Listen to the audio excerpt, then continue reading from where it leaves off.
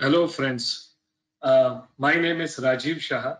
I'm the Managing Director of RBSA Advisors. With us, we have Vishesh Chandiok today, the CEO of Grant Thorton India, or Grant Thorton Bharat as it is called today.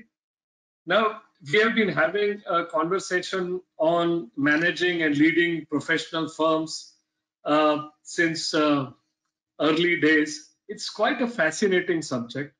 And I've known Vishesh for the last 15 years at least. And I think there are no better people than him to talk about it and throw. He has had a wonderful and very, very interesting journey.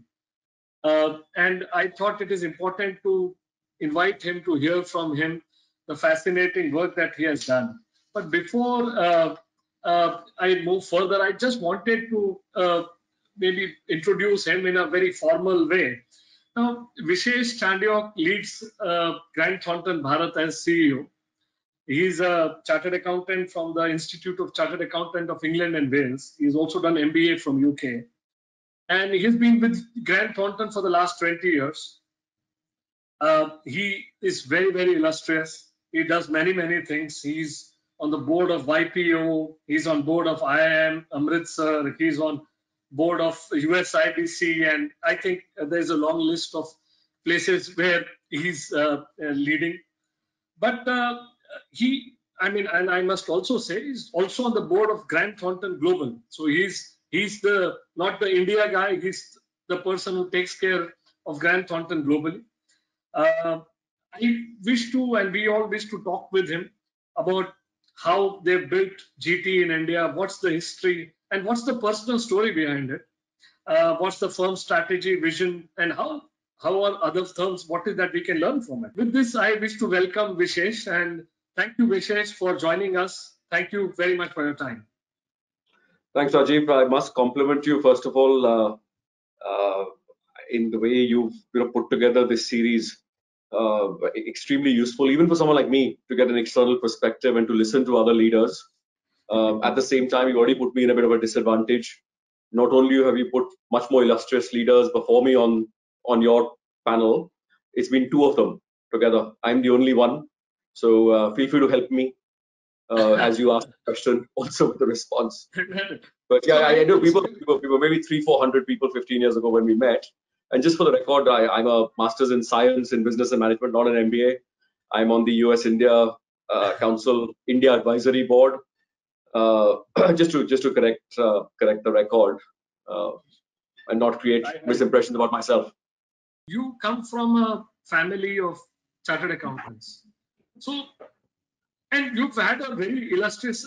I think people would want to know why we will come to what GT is today and what you've done today. But can you run us through the brief history of what was it like 20, 30, 50 years back, and what was the journey like, and how the transition happened? All yours. Absolutely, Rajiv. I really value the history and the legacy, so it'd be an absolute pleasure recounting that for you. Of course, it's a nearly 90-year history, so I'll have to do it in a little less than 90 years. But basically, my grandfather qualified in the UK and went into partnership with the person he did articles with. And that individual was Mr. R.E. Walker. And Mr. Walker and my grandfather then set up the firm together. And of course, this is the 1910s, 15s, 20s when my grandfather would have qualified. Then opened a Delhi office, of course, with partition. The London office, with partition, the Lahore office shut down. It was Delhi and London. And then Mr. Walker passed away at some point, and with that, the London office also shut down. But what was ingrained in the firm from quite early on was a very international thought, right? The need to partner with international and look at the West for best practices, but apply them in an Eastern manner. Now, back in that time, most of the old firms were not qualified accountants. They were practicing auditors, and that's why they became registered auditors when the institute was formed. My grandfather, with I think Ferguson was the other exception, were a few firms that were actually qualified accountants, at least in the north at the time, versus registered auditors. So that's why the thought process was very different.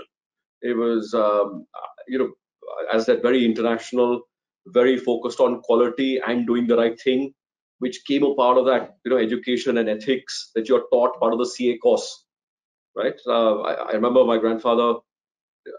Many things I learned from him, but one of those things was always be there for your client, but know when to tell the client where the door is, right? I just progressing that forward about the history of the firm. So people think, GT started early in 2000. Like you said, the relationship goes back to 1970, right? 1970 is when the audit firm, associated with GT globally. It wasn't even called GT at the time. It had more than one association, and then two of those firms merged together: Alexander Grant from the US and Thornton Baker from the UK, to form Grant Thornton in 1980. And India was the only other firm other than that UK and US firm that's still there. So in some ways, we consider ourselves to be a founder firm of GT, and been on the table since day one when GT was created globally. Of course, a much smaller firm at the time, because just the India opportunities were different, right? At the time, and up until 1991, there was hardly any investment, hardly any people looking eastwards, which of course started changing thereafter. Because I believe there would always be that push and pull between a legacy brand which is very well known in its domestic market, and there is always a case that why can't we promote the domestic brand and grow it to that size? And there is always also, I understand the other side of the logic, that the international investors want a globally recognized and acceptable name. So where does that right balance lie? Where does that right balance? No, I think, as I said, it depends on what your vision is for the platform you're trying to create, right? So if you're trying to create a great tax boutique, like Dinesh was talking about, then of course you can easily create your domestic, take any domestic brand, and that can become the brand, like Ashok did with RSM, for example, right? Did a terrific job, took an old Indian brand, made it more contemporary, and managed to pull in the right kind of talent and create that brand. I think at the same time, if you want to play in the more audit regulated space, even though the global brand is not allowed to be held out in India, you can't build that without associating with one of the strong players in that business in other parts of the world. And there's at least 20 others. There's at least 20 firms outside the big four which have material substance. They can give you technology, they can give you process, they can give you clients, they can give you everything. And actually, clients is the least part that you should be concerned about. So the opportunity is very much there, but it depends on what area do you want to play in. How difficult was it to attract talent in the first 5 years of your journey? I'm not talking, I'm sure now you can go and have the best talent available. But in the first 3 or 4 years of your journey, how difficult was it to attract talent? When GT was not that well known in India, and you had to actually go out and explain people, boss, this is GT, and this is what we wish to do. Yes, so I was very clear at that time that we were looking for future leaders. We could not hope to at that time attract, big name stars who were already stars, right? And I always just say, I'm very happy to get managers who will take the next 15 years to have a chance at partnership and a partnership panel to come join us and have a expedited, 3-year process to become partner. Right? Who says a manager who's got 12 years experience today is not qualified to be a partner, right? In some of those firms, but you got to choose people who are the top of their game from our sort of firms and give them the platform, give them the opportunity. Then you got to give them the pay, right? Some of them will earn more than you if you have to build a firm. And whoever those general partners are, they have to take that view. And it has to be a 15-year view, not a 2-year, 3-year, 5-year view. A 15-year view that you will earn last and least if you have to build a firm. And I can talk more about the need for capital and some of those things that I know Tanish said. Not Tanish, I think Beram said you don't need capital. I think that's probably true in the law firm world. You don't need capital. In the accounting firm world, if you want to build scale, Absolutely, you need capital. So Vishesh, what you are telling me, and I just want to play a devil's advocate here, boss. What you are telling me, you need capital, you need a big MNC brand. Then what you are also telling me, the inference which I draw from that, that I am a person from Ludhiana or from Jaipur or Baroda, and how will I build a big platform which Vishesh has done because I don't have capital or I have limited capital, and I am a domestic homegrown brand. Yeah. No, I think that's what I'm not saying. If I was a sole practitioner, first generation in Ludhiana, I would have attempted to do what we have managed to do with a lot of luck. I think so. That is not the person who I'm addressing this to. Anyway, right? It is more, yes, that person in Ludhiana and a 5-partner firm in Delhi and a 3-partner firm in Mumbai and a 1-partner firm in Bangalore could decide to come together and go to one of the top 20, 30 firms in the world and have a roadmap to be able to build a very strong alternative as a firm.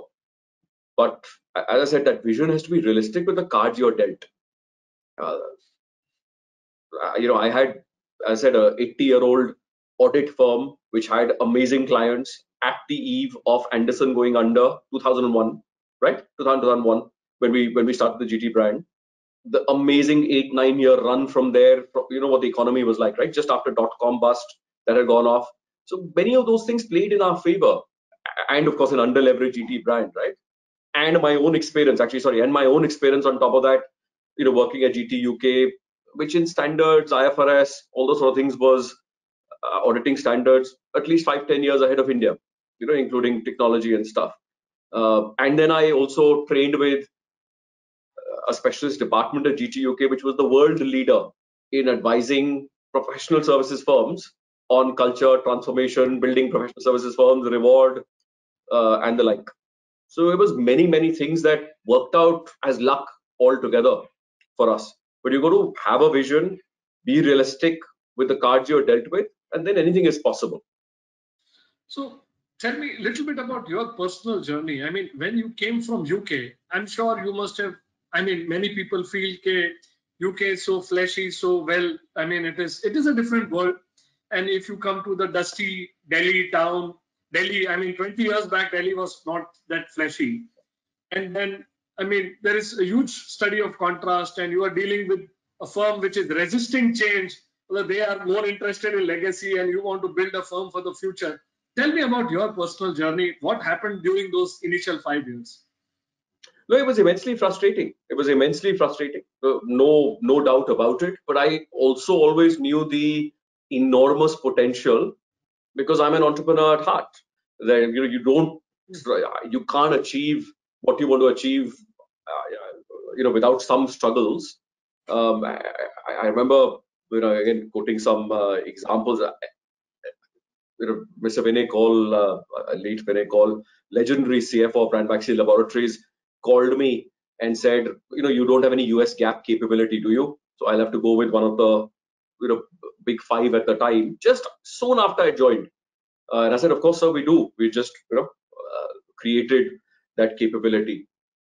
And we did not even have, we had one laptop, mine, at the time, right? I had to go order, I think it was an order of 5 laptops, right? Today there's 5,000, right? Every individual has a laptop. 5 laptops I ordered with the vendor. Our regular vendor said, I'm going to take 1 month to deliver 5 laptops in those days. A second vendor came and said, I will give them to you in 1 week. We paid them, and the person did not deliver.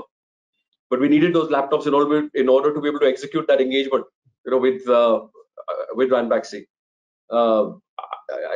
I struggled thereafter. This person's, refunded us his check. His check bounced. I was told, forget about the money, write it off. Whatever. I said, no, I want to understand how the system in India works. So those were part of the frustrations of getting to know the country, and you had to. I then in 2004 took on an engagement with the World Bank to do the country action plan on accounting and auditing. And I encourage you and others who are listening to go look at that thing. It was my way of throwing myself in the deep end to get to know Indian laws, the Indian accounting profession's history. I looked at the institute and ordered all the books that the institute library has, the institute publishes, in order to study the history of the accounting profession. There's a book called that, by the way, in multi-part series. There's all the other books the institute has published. So you got to throw yourself in the deep end. There will be lots of challenges, but there's always a way out. And what are the challenges now? Now that you are a 5,000 member firm, perhaps and if I can call with a lot of humility, the big five, what is the challenge now? What is the aim now? I think the single biggest challenge is convincing ourselves that we can be a premier firm, that we are a step above the so-called other firms who are size focused and big. Beyond a certain size is relevant, but beyond a certain size doesn't matter.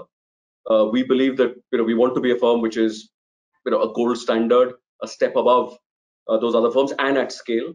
We definitely want to be a firm that has always supported Indian clients who are global, but that does create the Prime Minister's vision of that Indian global Big Four. At some stage, we've had that historically. As I said, historically we were a founder firm of GT, but the way that's evolved over time, we believe we can continue to go down that path of actually globally creating an alternative as the world evolves in the future, Rajiv. I think the biggest challenge today, besides convincing ourselves that we are not just another big five, which we absolutely do not want to be. We are very, very similar to the four in many ways, and very, very different.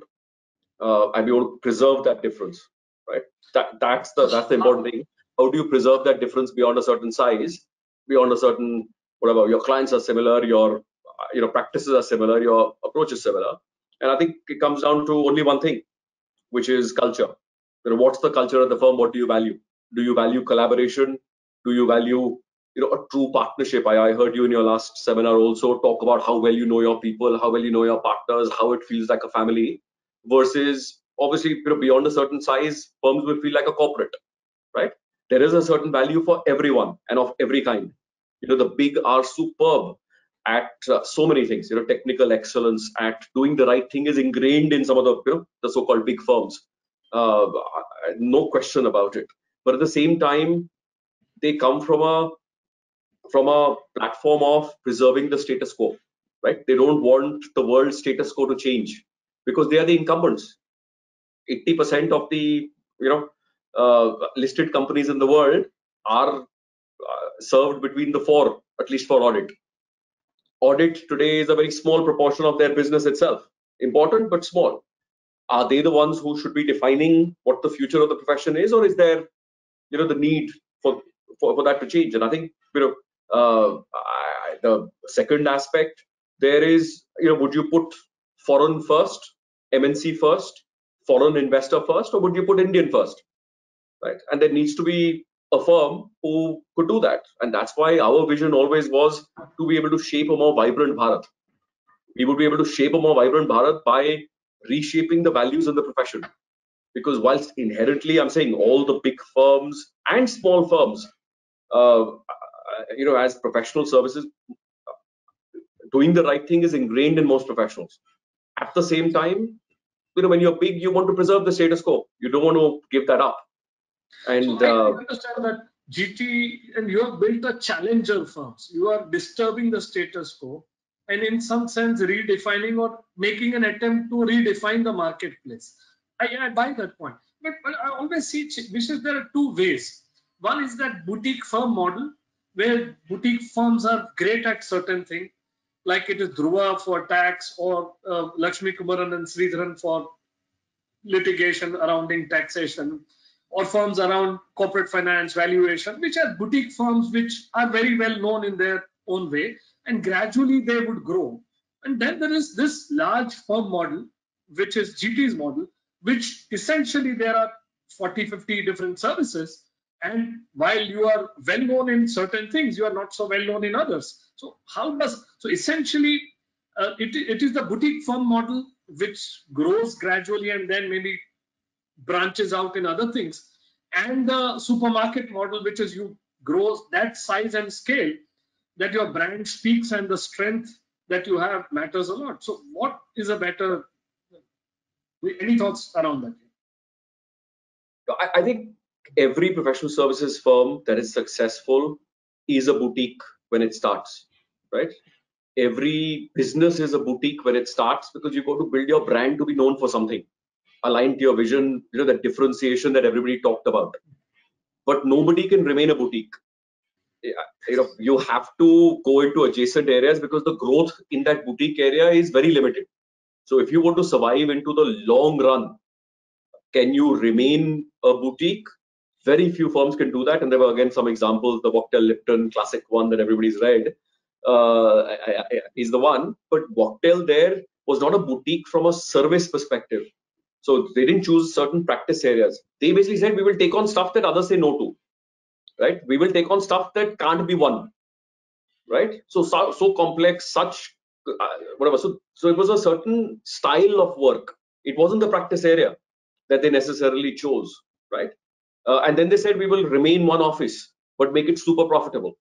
So it depends how you differentiate yourself, so I don't particularly, I think every firm is a boutique. A Big Four is an amalgamation of many little boutiques. I think every partner in a Big Four is a boutique. Every partner is a P&L who's a boutique. We have a very different style and culture. At GT, it wasn't always that. It wasn't always that. Today, we believe we are a integrated partnership. There's only one P&L eventually, which is the firm. Every partner has to collaborate towards making the firm successful, and really value that being in a partnership. If a partner believes they can be successful on their own, if they're a sole star, we are not the right place. They should probably go set up their own practice. They'll be more successful versus in a partnership. Tell me, Vishesh, I mean, I've been following Indian accounting firms. There are many firms which have fallen by the wayside. And what is that Indian firms have not been able to do? Why they've not been able to scale up? And why they've not been able to make that lasting impact? And these firms at one point of time were very large and very illustrious, had the best people with them. And there are umpteen examples of that. So there's no one example, Rajiv. I can share with you, my own leadership style and what worked for me. And I put it down into 10 things. And I wrote this before this session.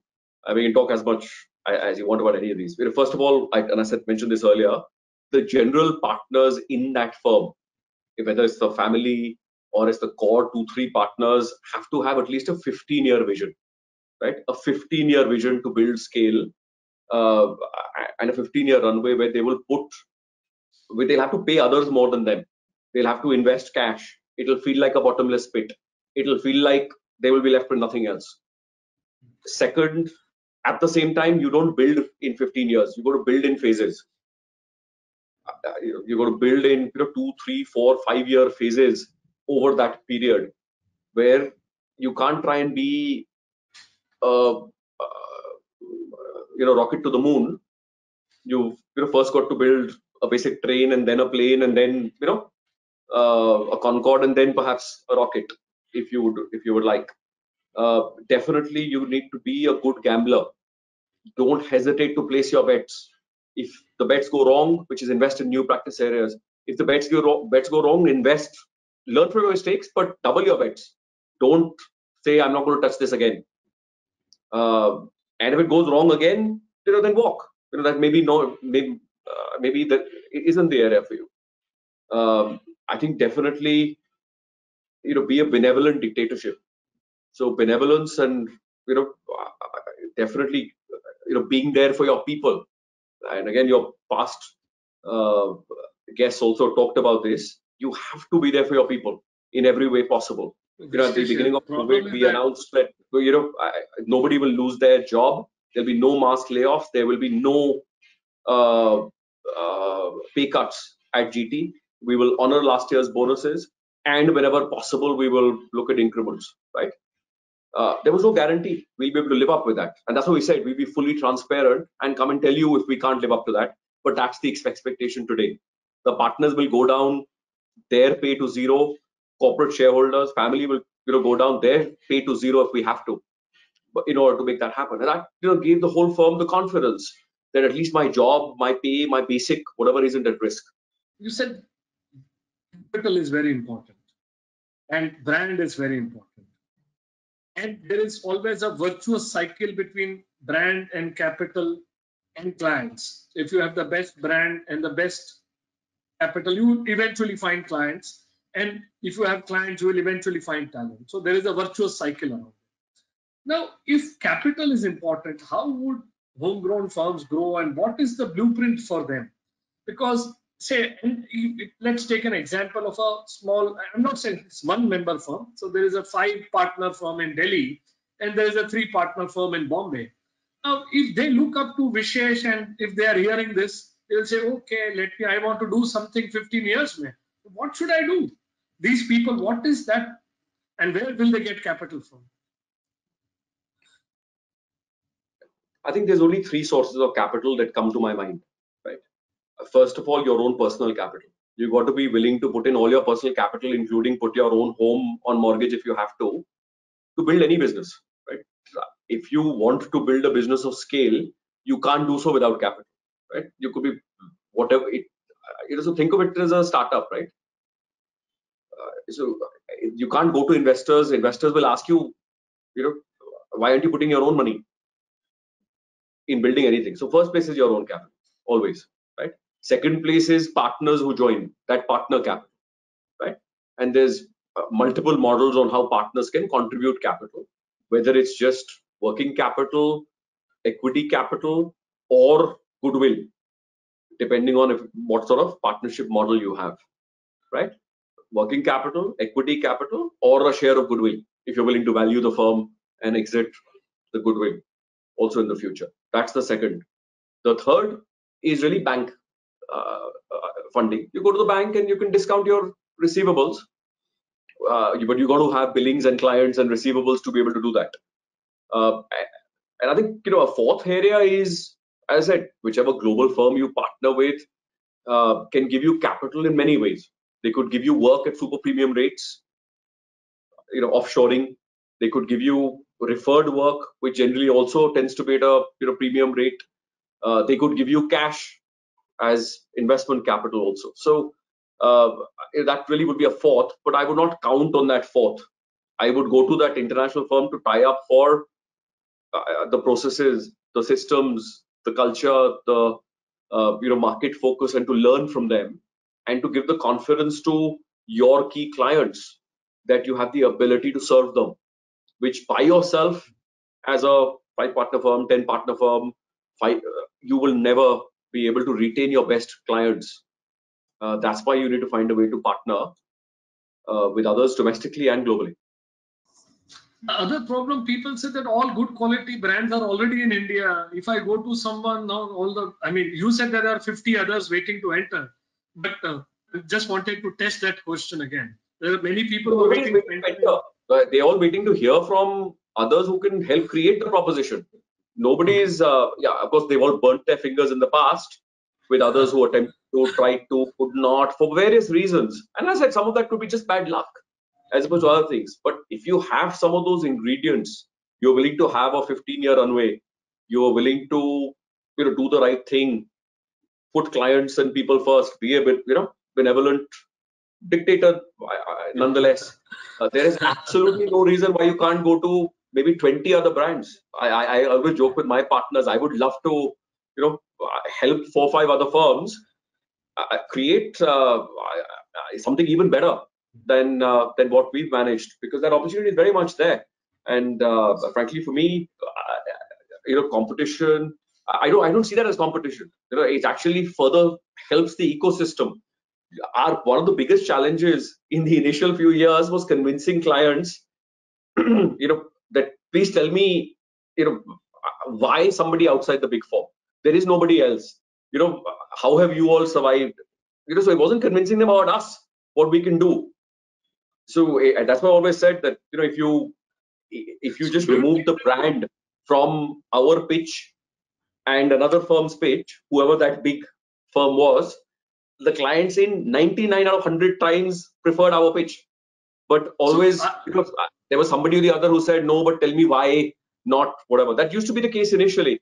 Today it's the other way around. After some of the regulatory issues in the country and all, today clients are running away from that big.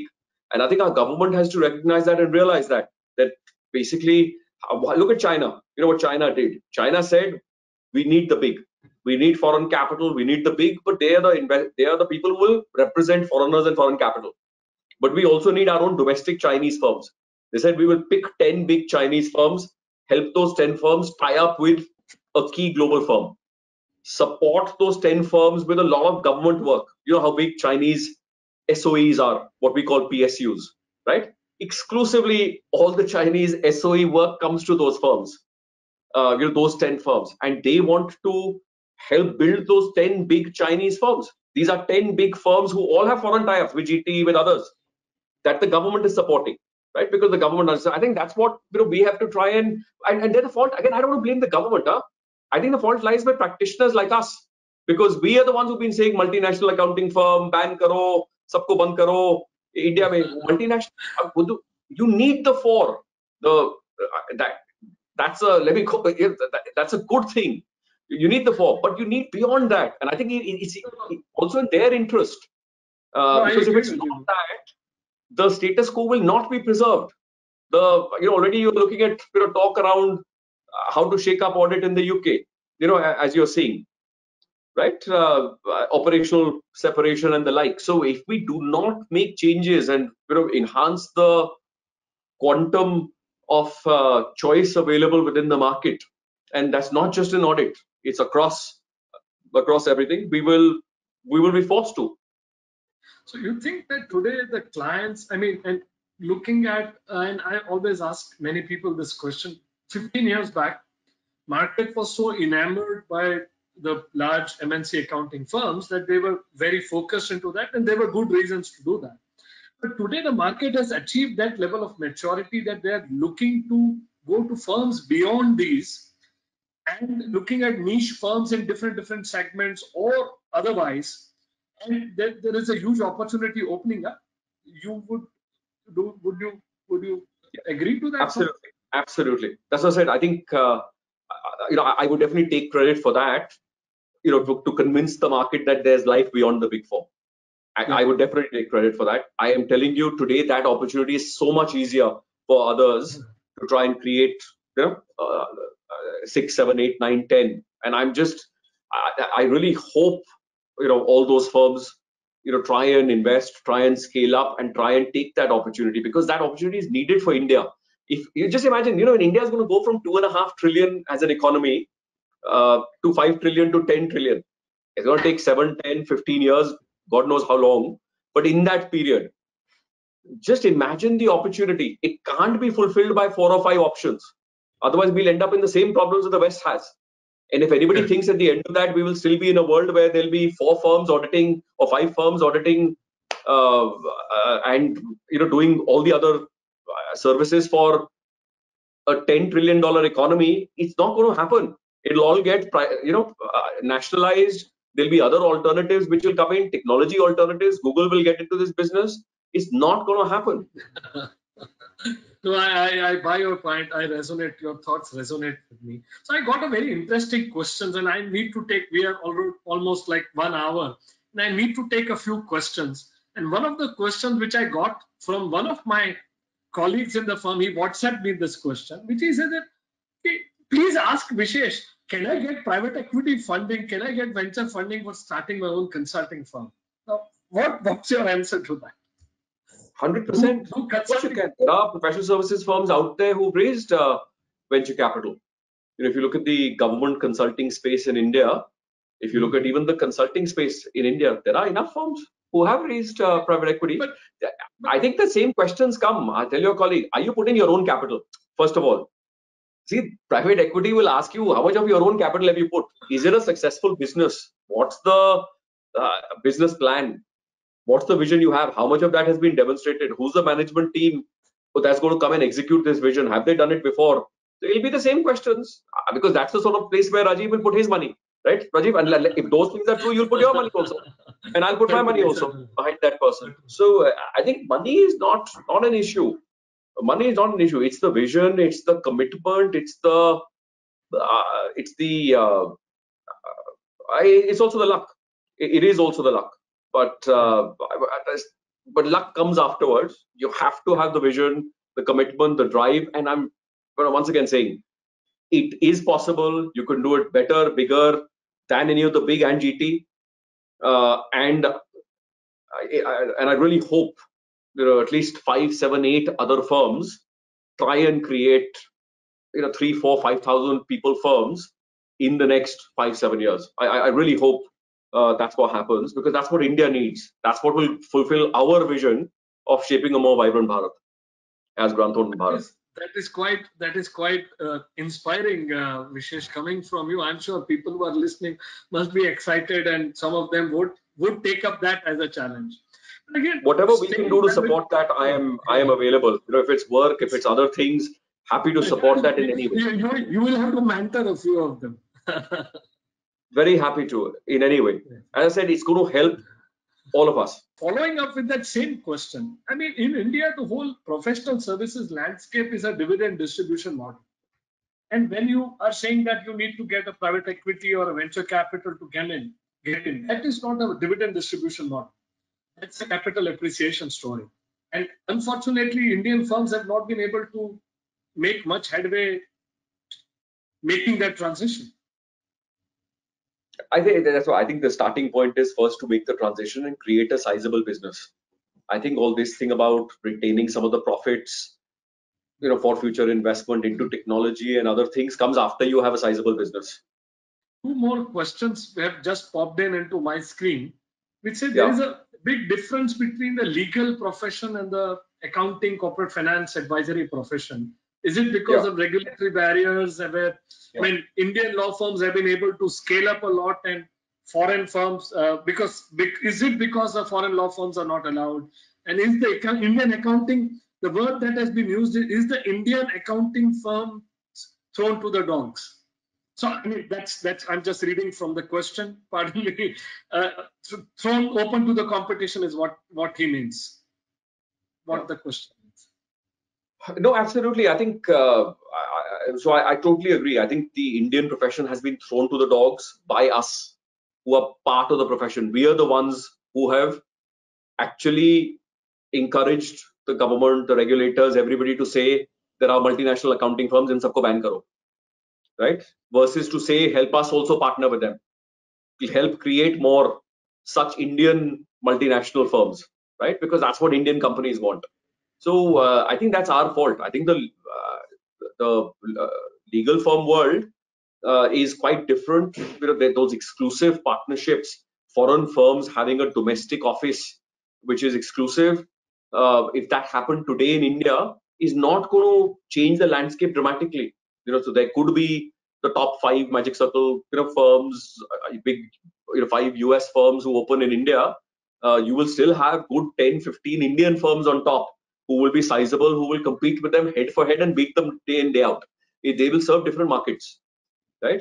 Unfortunately, that in the accounting firm world has been completely destroyed in the last 15 years because of this restriction on not being able to use your brand, not being able to show affiliation. The big, whatever that firm was called, already got work because they were part of the big. The big 4 brand is bigger than each of those firms' individual brands.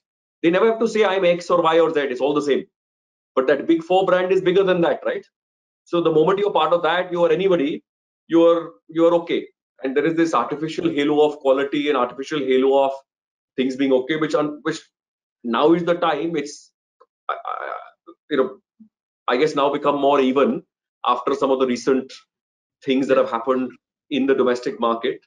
So I think there's much more of a level playing field, and we should encourage the regime to open up all these artificial restrictions, allow Indian firms to tie up, to demonstrate that tie up with foreign firms, to back those Indian firms with work, DPIT brought in that new thing. Anytime an auditor is appointed by an overseas shareholder, you would have to appoint a joint auditor who is Indian. Any last thoughts or comments that you may have? Anything which you wish to say as a closing comments? I would love to hear. I would only say one thing, that from what you heard today in this conversation, if you did last this long, think about one thing that makes sense to you, and how would you do something different about that one thing. In a conversation like this, you can get totally confused and either impressed, depressed, or motivated. Take that one thing and make that change happen, because the opportunity is there and anything is possible if you were to attempt it. And lastly, I'm available if anybody wants to chat. There's nothing confidential.